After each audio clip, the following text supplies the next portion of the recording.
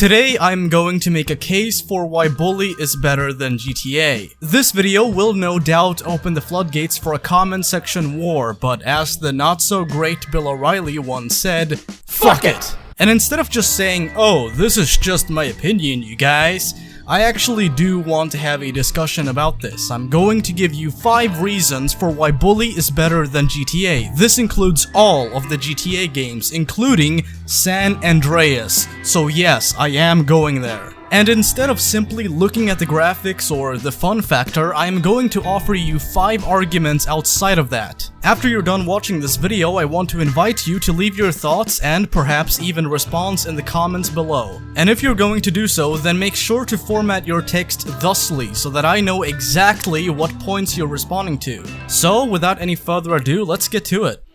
Number 1. You can learn more from Bully than you can from GTA. While Rockstar dealt with a lot of controversy because of the violence depicted in GTA, Bully tackled a way more touchy subject matter: bullying. People are way more used to movies and games that feature gang violence, so making a game about bullying definitely made some people feel uneasy. Upon Bully's announcement, people were so quick to jump to conclusions that Rockstar Games headquarters in New York City was not only boycotted by activist groups, but one of the leading people of one of those groups proclaimed on television that Bully teaches the player to bully kids, beat up teachers, and even join gangs. Not only was the title of the game a huge controversy, but the game itself was actually called a Columbine simulator by none other than the infamous Jack Thompson. It took balls for Rockstar to not just make a game like Bully, but also to bluntly put Bully in the title. Rockstar never even attempted to avoid controversy by going for some other title, like Mascots or Bullworth Academy. Instead, they just went straight to the controversy with the title Bully, and boy, did it piss a lot of people off.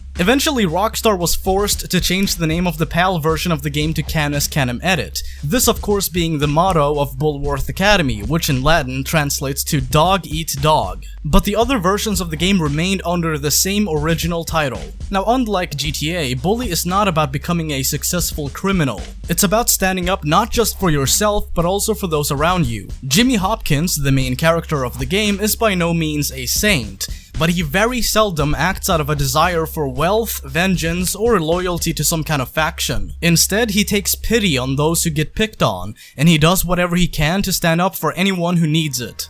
And people called it a Columbine simulator. And this is not some evil piece of pro-bullying propaganda. Some even said that it would teach kids to bully other kids. If there's one thing this game has taught us, it's that people judge not just games, but also gamers in general way too quickly. This is a game that showed us how dishonest not just the news media can be, but also how dishonest activist groups with their hearts in the right place can be. These people had no idea what they were protesting. Instead, they just saw the title of the game along with a couple of promotional screenshots, and so they protested Rockstar Games and shamed the employees of the company. We never saw this with GTA. We saw some things close to it when GTA San Andreas got released, but we never saw a reaction quite this strong to a game getting released by Rockstar. Bully definitely taught us some interesting things, not just about bullying, but also about how misled a lot of people are on the topic of bullying. Activists, the news media, and just people in general. Number 2. Bully is much more deserving of a sequel than GTA. If you're gonna make a list about games deserving of having sequels made to them, then you really can't in all honesty exclude Bully from the list. And there's a reason for why a lot of those lists don't have GTA on them. Everybody already knows that GTA makes too much money for Rockstar to abandon the franchise. There has been a total of 16 installments in the GTA series, and it is clear that Rockstar has not brought a whole lot new to the table over the years. Improved graphics, online multiplayer, bigger maps, and that's really it. These things are all things that we expected and received every time Rockstar released a new GTA post GTA 4. There's simply not really much else for them to explore. Playing as 3 different protagonists in GTA 5 was an interesting idea and something that made the game a bit more interesting, but let's not pretend as though Rockstar was the first to do that. Many games before GTA 5, linear, and free roam have done this in the past. Rockstar simply did it better than all of them. When you really think about it, almost every single GTA game has been the same thing. You're a street thug who works his way up to the top. You go here, kill this guy, drive over there, pick up this item, blah blah blah. Very basic mission objectives for the most part. Very seldom do you see anything outside the box. Now don't get me wrong, GTA is a good franchise. But unlike GTA, Bully actually offered something new, fresh, and very interesting. And unlike GTA, Bully actually has a fresh ground of ideas to explore. Bully brought a lot of interesting ideas to the table. It showed us that Rockstar is not just a one-trick pony. Monetarily, it does make more sense for Rockstar to do another GTA. But it really should not be all about the money. It should be at least partially about making good games and giving the fans a sequel they really desire. So let's face it, GTA 6, it's gonna happen. It'll be a huge success financially, but it's not gonna give us anything new. Bully 2, on the other hand, could give us a nice expansion of ideas and gameplay features. Something different for once. Number 3. The characters were way better in Bully. Unlike GTA, every character in Bully, no matter how minor to the story, was given funny lines and a unique appearance. Rockstar Games wanted you to instantly recognize most of the characters in the game as soon as you saw them, and they definitely succeeded in that regard. GTA, on the other hand, is full of bland, generic, and forgettable characters, sometimes even reusing generic character models for when you're supposed to take somebody out. Rockstar Games actually invested a lot of time and planning into making every character in Bully unique, funny, and memorable. The only favorite GTA characters people have are main or side characters, so it's nothing like the Bully fanbase. Here, in the Bully community, people are always eager to talk about their favorite characters, and that includes non-story characters. GTA never did anything like this. Most of the non-story characters have been disposable, forgettable, and basically just there to play the role of human background scenery.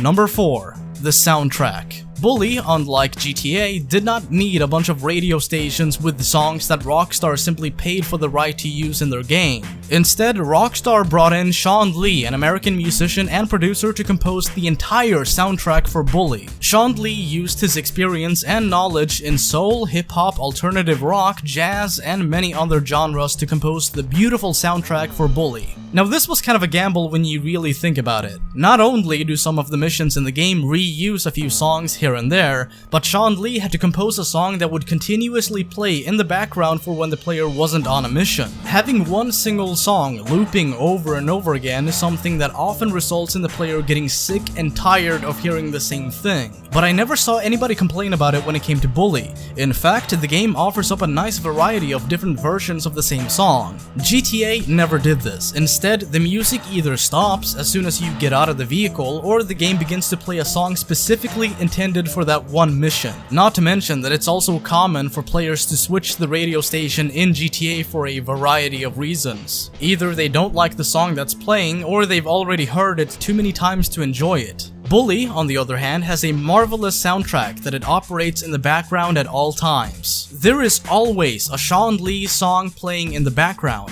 and the vast majority of people who played Bully never got bored of listening to it. This is how you do a soundtrack. It's funky, it's catchy, it's fun, it's a kick-ass fucking soundtrack, and something that I've yet to see GTA compete with. Maybe your favorite band, rapper, or singer got on the radio in GTA, but it was not because they made that song specifically for GTA. It's because they made a song, the song got some attention, and eventually Rockstar decided to pay for the rights to use it in a GTA game. To me, that is not even comparable to Bully's marvelous and beautiful soundtrack.